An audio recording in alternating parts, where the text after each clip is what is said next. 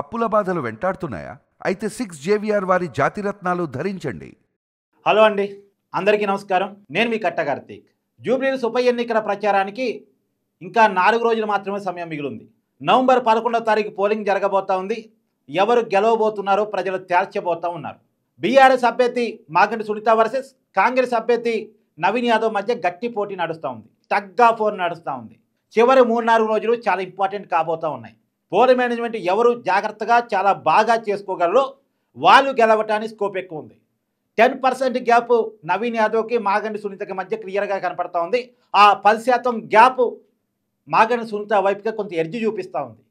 కాదే నవీన్ యాదవ్ అధికార పార్టీ వైపు నుంచి ఉన్నాడు కాబట్టి, తను పోల్ మేనేజ్మెంట్ బాగా చేసుకోగలిగితే లోకల్ అభ్యర్థి కూడా కాబట్టి, నిజంగా కాంగ్రెస్ పార్టీ మీద తీవ్రమైన వ్యతిరేకత ఉన్నప్పటికీ కూడా నవీన్ యాదవ్ మీద ఉన్న సానుకూలత, అందులోనూ యూసఫ్ కూడా రేమత్ నగర్ బస్తీలు వన్ సైడ్గా నవీన్ యాదవ్కి సపోర్ట్గా నిలుస్తాయనేటువంటి ఒక అంచనాలు నవీన్ యాదవ్కి కొంత గెలవడానికి అవకాశం చూపిస్తూ ఉన్నాయి. కానీ కొంత మొత్తంగా గ్రౌండ్ ఎడ్జ్ మాత్రం మాగంటి సునీతకే ఉంది.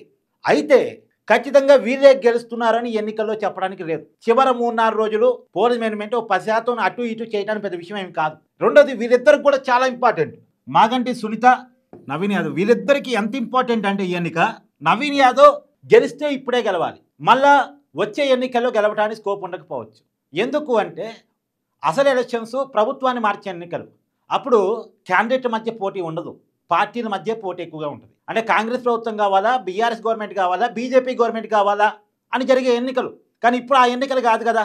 ఇప్పుడు ఎన్నికల్లో మాగంటి సునీత గెలిచినంత మాత్రాన్ని కేటీఆర్ ముఖ్యమంత్రి కాడు, కేసీఆర్ ముఖ్యమంత్రి కాడు కదా, బీఆర్ఎస్ పార్టీ అధికారం రాదు కదా, గవర్నమెంట్ కాంగ్రెస్దే ఉంటుంది కదా. సో అధికార పార్టీ అభ్యర్థికి ఓటేస్తే కొంత అభివృద్ధి జరిగిద్ది అంటానికి స్కోప్ ఎక్కువ ఉంటుంది. దానివల్ల నవీన్ యాదవ్ కొంత సింపతి వర్కౌట్ కావచ్చు. లేదు రేవంత్ రెడ్డి మీ ప్రభుత్వం మీద కోపం ఉన్న వాళ్ళు కూడా రేవంత్ రెడ్డి ప్రభుత్వాన్ని మార్చే ఎన్నిక కాదు కదా అని కొంత రాజీ పడి అధికార పార్టీకి ఓటేయడానికి స్కోప్ ఎక్కువ ఉంటుంది. తర్వాత ప్రచారంలో కూడా ప్రజల దగ్గర పోయినప్పుడు వాళ్ళ కష్టాలు విని అధికారులకు వెంటనే సూచన చేసే అధికారం, అవకాశం అధికార పార్టీ అభ్యర్థికి ఉంటుంది. రెండోది, మంత్రులు పనిచేస్తూ ఉన్నారు, చాలామంది ఎమ్మెల్యేలు పనిచేస్తూ ఉన్నారు నవీన్ యాదవ్ గెలుపు కోసం.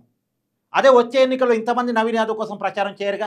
ఇప్పుడు తుమ్మల నాగేశ్వరరావు కమ్మ సమాజ వర్గాన్ని ఆకర్షించడానికి తీవ్రమైన ప్రయత్నం చేస్తూ ఉన్నారు ఆయన మంత్రిగా ఉండి. పొంగులేటి శ్రీనివాసరెడ్డి అక్కడ రెడ్డి సమాజ వర్గాన్ని డబ్బులు మెయింటెనెన్స్ కూడా పొంగులేటి శ్రీనివాసరెడ్డి కొంచెం చూసుకుంటున్నారు.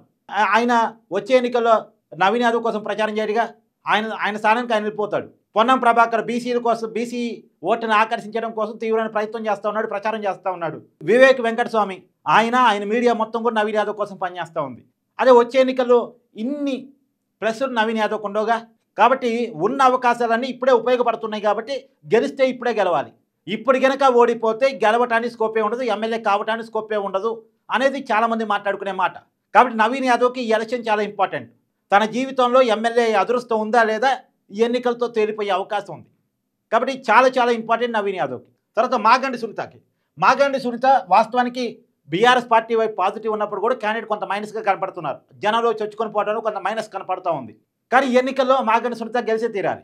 ఒకవేళ ఈ ఎన్నికల్లో కనుక మాగంటి కుటుంబం నుంచి పోటీ చేసినటువంటి సునీత కనుక ఓడిపోతే వచ్చే ఎన్నికల్లో వీళ్ళ కుటుంబానికి బీఆర్ఎస్ పార్టీ టికెట్ ఇవ్వకపోవచ్చు, విష్ణువర్ధన్ రెడ్డికో ఇంకెవరికో టికెట్ ఇవ్వచ్చు.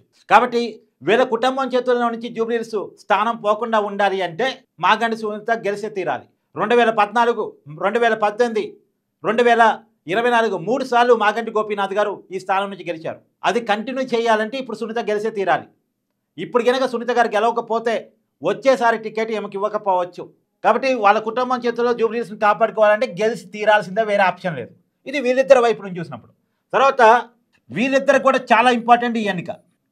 వీళ్ళిద్దరికి కూడా చాలా important. KTR versus Revanth Reddy. కేటీఆర్కి ఎందుకు ఇంపార్టెంట్? పార్టీ పెత్తనం మొత్తం కేటీఆర్ చేతుల్లోకి వచ్చింది. జూబ్లీహిల్స్ ప్రచారం మొత్తం కేటీఆర్ కనసాలలో నడుస్తుంది. కేసీఆర్ గతంలో యాక్టివ్గా లేరు. యాక్టివ్ పాలిటిక్స్ అన్ని కేటీఆర్ పేరు మీద నడుస్తూ ఉన్నాయి. రేపు బీఆర్ఎస్ అధికారంలోకి వచ్చినా ముఖ్యమంత్రి కాబోయేది కేటీఆర్ అనేటువంటి ప్రచారం ఉంది. కాబోయేటువంటి బీఆర్ఎస్ నాయకుడు, బీఆర్ఎస్ పార్టీని నడిపించబోయే రథసారథి కేటీఆర్ అనేది ఉంది. ఆల్రెడీ బీఆర్ఎస్ పార్టీని కేటీఆరే నడిపిస్తున్నాడు. కేసీఆర్ సూచనలు ఉండొచ్చు కాక, కానీ కేటీఆర్ నడిపిస్తున్నాడు. కాబట్టి తను రథసారథిని నిరూపించుకోవాలంటే, తనకి ప్రజల్లో మంచి పాజిటివ్ వాతావరణం ఉంది అని చూపించుకోవాలంటే సిట్టింగ్ స్థానం బీఆర్ఎస్ గెలవాల్సిందే. వాళ్ళ సిట్టింగ్ స్థానం వాళ్ళు గెలవాల్సిందే. ఆల్రెడీ అసెంబ్లీ ఎన్నికల్లో అధికారాన్ని కోల్పోయారు, పార్లమెంట్ ఎన్నికల్లో 0కి పరిమితం అయ్యారు. వచ్చిన ఒకే ఒక్క by election Secunderabad cantonment BR సీట్ని కోల్పోయారు. ఎమ్మెల్సీ ఎన్నికల్లో పోటీ చేయలేకపోయారు. ఇన్ని మైనస్లు బీఆర్ఎస్ పార్టీ వైపు ఉన్నాయి కాబట్టి ఆ మైనస్లన్నీ కనపడకుండానంటే కాంగ్రెస్ పార్టీ మీద ఉన్న వ్యతిరేకత ఎన్క్యాచ్ చేసుకున్నారు. బీఆర్ఎస్ పార్టీ పాజిటివ్ ఉంది అనేది ప్రచారం నిజమని నిరూపించుకోవాలంటే గెలిచి తీరాలి బీఆర్ఎస్ పార్టీ. కేటీఆర్ ఖచ్చితంగా ఇది కేటీఆర్కి చాలా ఇంపార్టెంట్ ఎన్నిక. తన నాయకత్వానికి ఒక అగ్ని పరీక్ష. నాయకుడిగా ప్రజలు యాక్సెప్ట్ చేస్తున్నారు అని చెప్పుకోవడానికి ఈ ఎన్నిక కేటీఆర్కి ఉపయోగపడింది. సిట్టింగ్ స్థానాన్ని కాపాడుకోలేకపోతున్నావు, నువ్వే నాయకుడు అని రేపు పొద్దున ఓడిపోతే రేవంత్ రెడ్డి లాంటి వాళ్ళు విమర్శించే అవకాశం ఉంటుంది. రెండోది, దీని తర్వాత జూబ్లీహిల్స్ తర్వాత నెక్స్ట్ ఖైరతాబాద్ ఉప ఎన్నిక రాబోతూ ఉంది. ఖైరతాబాద్ ఉప ఎన్నిక ఎలా రాబోతూ ఉంది? ఇదే కేటీఆర్ తన పార్టీ వాళ్ళతోటి సుప్రీంకోర్టులో న్యాయ పోరాటం చేపిస్తూ ఉన్నాడు పార్టీ మారిన ఎమ్మెల్యేల మీద. అక్కడ Danam Nagender BR sitting MLA party మారాడు, కాంగ్రెస్ పార్టీలోకి వెళ్ళాడు. అతను కాంగ్రెస్ పార్టీ పార్లమెంటు లోక్సభ అభ్యర్థిగా సికింద్రాబాద్ నుంచి పోటీ చేశాడు. బీఆర్ సిట్టింగ్ ఎమ్మెల్యే అయి ఉండి కాంగ్రెస్ పార్టీ నుంచి పోటీ చేశాడు. కాబట్టి దానం నాగేందర్ పార్టీ మారినట్టు టెక్నికల్గా దొరికిపోయాడు. అన్నతో వేటి పట్టడానికి కారణం ఉంది, అవకాశం ఉంది. కాబట్టి అక్కడ ఉప ఎన్నిక వచ్చినప్పుడు అది కూడా బీఆర్ సిట్టింగ్ స్థానం. ఇప్పుడు జూబ్లీహిల్స్లో ఏ రిజల్ట్ అయితే వస్తుందో ఆటోమేటిక్గా అదే రిజల్ట్ ఖైరతాబాద్లో రావడానికి ఎక్కువ స్కోప్ ఉంటుంది. సో ఇక్కడ కాపాడుకుంటే అక్కడ కాపాడుకోవచ్చు. ఈ రెండు కాపాడుకుంటే జిహెచ్ఎంసీ పీఠం బీఆర్ సిట్టింగ్ స్థానం వాళ్ళది. సరే, మేయర్ ఇప్పుడు కాంగ్రెస్ పార్టీలోకి వెళ్ళారనుకోండి, కానీ గెలిచింది బీఆర్ఎస్ పార్టీ వైపు నుంచే.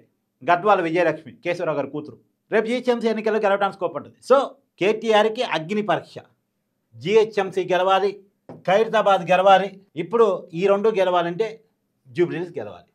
సరే, ఇక రేవంత్ రెడ్డి గారికి ఏంది ఇంపార్టెంట్ జూబ్లీహిల్స్ అంటే, రేవంత్ రెడ్డి గారికి తన ప్రభుత్వం మీద పాజిటివ్ ఉందని చూపించుకోవాలన్నా, హైదరాబాద్లో కాంగ్రెస్ పార్టీ బలం లేదని ఒక ప్రచారం ఉంది, దాన్ని అబద్ధం అని చూపించుకోవాలన్నా, లేదు ఎమ్మెల్యేల నుంచి మంత్రుల నుంచి వ్యతిరేకతని ఆపుకోవాలన్నా చాలా ఇంపార్టెంట్ జూబ్లీహిల్స్లో గెలవటం. ఇప్పుడు ఒకవేళ జూబ్లీహిల్స్లో కాంగ్రెస్ ఓడిపోయింది అనుకోండి, ఈ ప్రభావంతో ఖైరతాబాద్లో కూడా ఓడిపోవడానికి స్కోప్ ఎక్కువ ఉంటుంది. ఇప్పుడు బీసీ అభ్యర్థులు పెట్టి ఇంత ప్రచారం చేసి ఇంత కొంత నవీన్ యాదవ్ పట్ల పాజిటివ్నెస్ ఉండి ఇంత చేసినా గెలవలేదనుకోండి, రేపు ఖైరతాబాదు జిహెచ్ఎంసీ ఆటోమేటిక్గా కొంత లూజ్ అయ్యే అవకాశం ఉంటుంది. అసలే హైదరాబాద్లో కాంగ్రెస్ పార్టీ బలం తక్కువ, అధికారం ఉంది కాబట్టి ఏదో ప్రయత్నం చేస్తున్నారు. అందులో ఎంఐఎం మత్తు కూడా ఉంది. జూబ్లీహిల్స్లో మైనార్టీ ఓట్లు చాలా ఉన్నాయి. కొత్తగా మైనార్టీకి సంబంధించినటువంటి అజారుద్దీన్ ఎవరైతే గతంలో జూబ్లీహిల్స్లో పోటీ చేశారో కాంగ్రెస్ పార్టీ నుంచి, అతనికి మంత్రి పదవి కూడా ఇచ్చారు రేవంత్ రెడ్డి.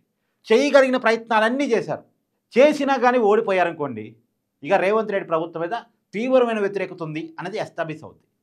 రేపొద్దున రేవంత్ రెడ్డి ప్రభుత్వాన్ని నమ్మే బీఆర్ఎస్ పార్టీ నుంచి కాంగ్రెస్ పార్టీలో చేరినటువంటి దానం నాగేందర్ ఓడిపోయాడనుకోండి, రేపు పార్టీ మారిన ఎమ్మెల్యేలు అనవసరంగా కాంగ్రెస్లోకి వచ్చామని వెనకదారి చూసుకుంటారు, వేరు దారులకు వెళ్ళిపోయే అవకాశం ఉంటుంది. ఆ కాంగ్రెస్ పార్టీ ఎమ్మెల్యేలు కూడా ఉంటారని గ్యారంటీ ఉండదు. ఎందుకంటే వీళ్ళంతా కమిటెడ్ నాయకత్వం ఏం కాదు, అవసరాలను బట్టి వర్గాలను బట్టి ఉండేటువంటి నాయకత్వం చాలా ఉంటారు. అందరూ అంటారు, నేను ఎక్కడ కూడా అందరినీ ఒకే కట్టను నేను, కానీ మెజారిటీగా ఉన్న వాళ్ళు చెప్తున్నాను నేను. సో సుభిక్షంగా 5 సంవత్సరాల పాటు ముఖ్యమంత్రి సీట్లో ఇబ్బందులు లేకుండా కూర్చోవాలి అంటే రేవంత్ రెడ్డి గారు ఇలా జూబ్లీహిల్స్లో గెలవాలి, వేరే ఆప్షన్ లేదు, గెలవాల్సిందే.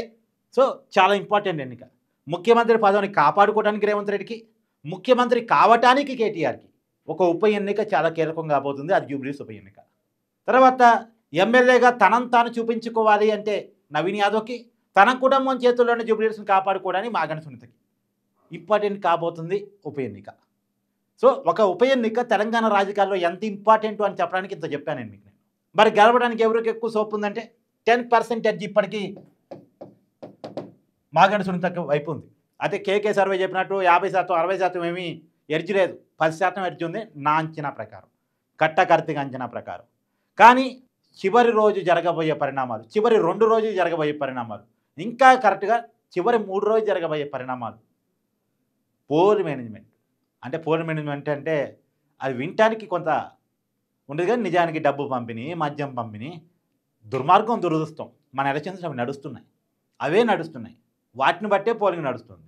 తర్వాత ఓటర్లని వెహికల్స్ ఎక్కించి పోలింగ్ బూతుల దగ్గర తీసుకెళ్ళి పోలింగ్ ఏజెంట్తో మాట్లాడి జాగ్రత్తగా వాళ్ళ పార్టీ గుర్తు మీద ఓటు వేయించుకోవడం, జేబులో నోటు పెట్టాలి, చేతిలో బాటిల్ పెట్టాలి, మహిళలకైతే ఒక చీరో ఏదో పెట్టాలి, వాళ్ళని జాగ్రత్తగా వెహికల్స్లో తీసుకుపోయి జాగ్రత్తగా ఓటు వేయించుకోవాలి. ఇది ప్రజలను అవమానించినట్టు అనుకుంటే సారీ నేను, కానీ నిజంగా అందరినీ ఒకే ఘాటును ఎప్పుడూ కట్టను. కానీ ఎన్నికలో డబ్బు నడుస్తుంది, అందరికీ తెలిసిన బహిరంగ రహస్యం. ఎన్నికల్లో డబ్బే నడుస్తుంది, డబ్బు నడుస్తుంది కాబట్టే మనం ఈ పరిస్థితిలో ఉన్నాం. అది ప్రజలకు అర్థం కావట్లే. నా దురదృష్టం, నేను మొదటి నుంచి వాదిస్తూ ఉన్నాను. డబ్బు తీసుకొని ఓటేస్తే మనం బానిసం అన్నట్టు లెక్క. మన బానిసత్వాన్ని మనం వెతుక్కుంటున్నాం అన్నట్టు లెక్క. అందరు దొంగలే కదా, వాళ్ళు చేయరు ఎట్టాగు, ఇప్పుడు ఇచ్చే 2000తో సాటిస్ఫై అవుతాం, ఇప్పుడు ఇచ్చే 1000 రూపాయలతో సాటిస్ఫై అవుతాం అని మనం అక్కడే అయిపోతున్నాం. 1000 రూపాయల కాడ 2000 కాడ ఆగిపోతున్నాం. ఇవాళ వాళ్ళు ఇచ్చే 1000, 2000తో ఒక నెలలో మాంసం కూడా రాదు. ఇవాళ మటన్ కేజీ 1000 రూపాయలు ఉంది. వాళ్ళు ఇచ్చే 1000 రూపాయలు ఆ మటన్ సరిపోతే ఒక వారం తింటానికి సరిపోద్ది. దానికి మనం ఒక కేజీ మటన్ కోసం, లేదు ఒక 3.5 కేజీల చికెన్ కోసం మనం 5 సంవత్సరాల కాలాన్ని వాళ్ళకి తాకట్టు పెట్టేస్తున్నాం. అది మనం అర్థం చేసుకోవాలి. రేపు ఈ డబ్బులు తీసుకుని ఓటేసిన తర్వాత మా ఎమ్మెల్యే మాకు దొరకట్లేదండి, మా ఎమ్మెల్యే మాకు అందుబాటులో లేడండి, మాకు రోడ్డు వేయలేదండి, మాకు డ్రైనేజ్ వేయలేదండి అడిగే హక్కు మనకు ఉండదు. ఎందుకు వేస్తారు వాళ్ళు? 60 కోట్లు 70 కోట్లు ఖర్చు పెట్టి ఎమ్మెల్యే అయిన తర్వాత 60 కోట్లు 70 కోట్లు ఎట సంపాదించుకోవాలి, తర్వాత ఎన్నికల్లో పెట్టి 60-70 కోట్లు ఇంకెట సంపాదించుకోవాలి, మొత్తంగా ఒక 150 కోట్లు ఇప్పుడు పెట్టిన 60, వచ్చేసారి పెట్టాల్సిన 60-70, తర్వాత ఒక లాభం ఉండాలిగా.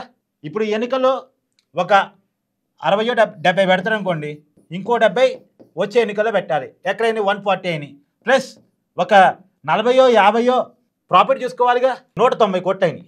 ఈ 190 కోట్లు అటు సంపాదించుకోవాలి అనే దానికోసం ఆలోచిస్తూ ఉంటాడు. ప్రజల కోసం మీకెందుకు పనిచేస్తాడు, మీకెందుకు అందుబాటులోకి వస్తాడు? కాబట్టి అది మీరు అంచనా వేసుకోవాలి. మన తలని వాళ్ళ దగ్గర తాకట్టు పెడుతున్నాం అన్నది అంచనా వేసుకోవాలి. సో మీ అభిప్రాయాన్ని కామెంట్ రూపంలో తెలియజేయండి. జూబ్లీ హిల్స్లో ఎవరు గెలవబోతున్నారని. Thank you.